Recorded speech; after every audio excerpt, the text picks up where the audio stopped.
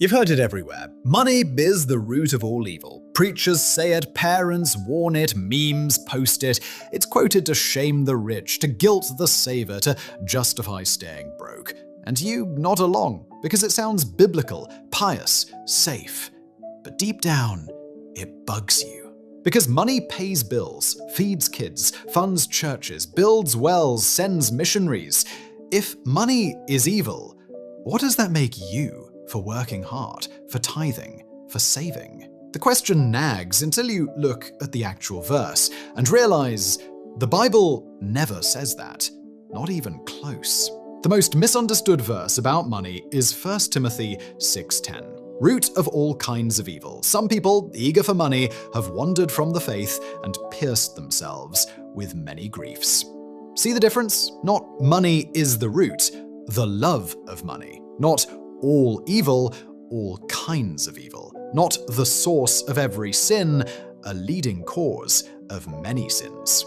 That's huge because money itself, neutral. A tool like a hammer builds houses or smashes thumbs. Depends on the hand. Now zoom out to the context. Paul is writing to Timothy, a young pastor, warning him about false teachers, people who think godliness is a way to get rich. They twist truth for profit. Paul says real godliness, with contentment, is great gain. We brought nothing in, we take nothing out. If you have food and clothing, be content. But those who want to be rich, they fall into temptation, a snare, many foolish, harmful desires. They plunge people into ruin and destruction. Then verse 10. Love of money leads to temptation, leads to wandering, leads to grief. The warning isn't against having money, it's against craving it, making it master, idol, priority over God. Look at the contrast a few verses later. Paul talks directly to rich believers. He doesn't say, get rid of your money. He says, don't be arrogant. Don't put your hope in uncertain riches. Hope in God. Be generous. Be rich in good deeds, ready to share. Store up treasure in heaven. So again, money isn't condemned. Misplaced hope is. Verse 6 says it plainly. Godliness with contentment is great gain. Contentment isn't poverty, it's freedom from money's grip, whether you're broke or loaded. Here's why the misquote is dangerous. It demonizes money, makes people ashamed of success, work, provision. It lets poor people idolize poverty. I'm holier because I'm broke, and rich people hide greed. I'm fine. Money isn't evil. Both miss the point. The issue is the heart. A broke person can love money, envy, bitterness, stealing. A rich person can love God, humble, generous, faithful. Look at Abraham, Job, David, Solomon. Wealthy, faithful, used resources for God's purposes. Let's break this down practically. Money is neutral, amoral, a tool. Like fire, cook food, burn house. The love of money, that's the danger. Craving, greed, finding security in cash instead of Christ. Contentment is the key, not the amount, the posture. Rich people have warnings, pride, false security. They also have opportunities, generosity, impact. Poor people have warnings too. Don't covet, don't steal, trust God. Same goal for everyone, eternal treasure.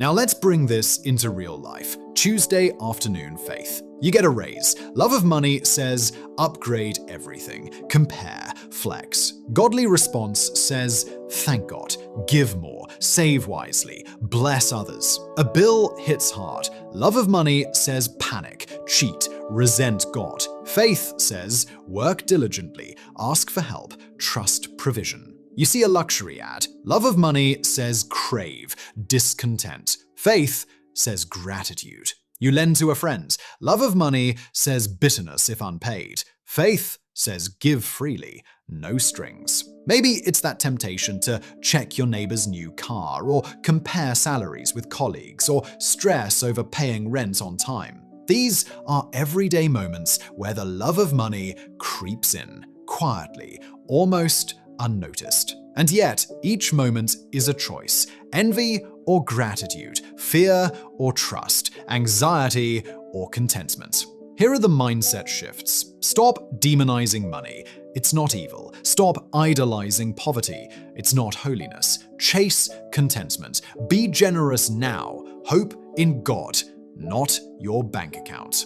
Paul says God richly provides everything for our enjoyment, not guilt, enjoyment. But let's get more honest. Some of you don't love money. You fear it. You're afraid of becoming greedy, afraid of messing up, afraid that wanting more means you're unspiritual. So you avoid thinking about money at all. But avoidance isn't holiness. It's still letting money control you, just from the opposite side. Fear can be a form of bondage too. Here's a quiet truth. Money reveals what you believe about God. If you believe God is scarce, you cling tightly. If you believe God is generous, you hold loosely. If you think provision depends on you, money becomes security. If you believe provision comes from God, money becomes stewardship. Same paycheck, different theology. That's why Jesus talked about money so much. It exposes trust faster than almost anything else. Jesus says, "Where your treasure is, there your heart will be also." Notice the order. Treasure leads, heart follows. Every dollar is discipleship. Every purchase shapes desire. Every act of generosity trains your soul to trust God. That's not pressure. That's power.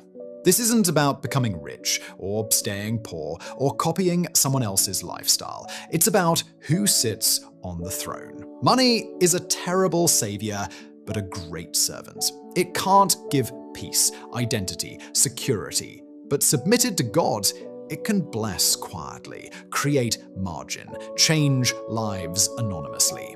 Money is loud when worshipped, quiet when surrendered. So here's the real heart check right now. If God asked you to give, would you obey without resentment? If God asked you to wait, would you trust without panic? If God gave you more, would you steward without pride? If God took some away, would you still call him good? Those answers tell the truth. Money isn't the root of all evil, and it's not the solution either. The heart is the battlefield. That's why Paul ends with pursuit. Flee greed, pursue righteousness, godliness, faith, love, endurance, gentleness. Because when the heart is right, money follows. Not instantly, not perfectly, but steadily. And that changes how you live, how you give, how you sleep at night. So don't fear money, don't worship it, don't run from it, submit it, and let God shape your heart, one decision at a time. Final question. What is money teaching your heart about God right now? Tell me in the comments. I read them, and I'll respond. If you want next, a thumbnail plus title for this video, a part 2 script, or to turn this into a series, just tell me.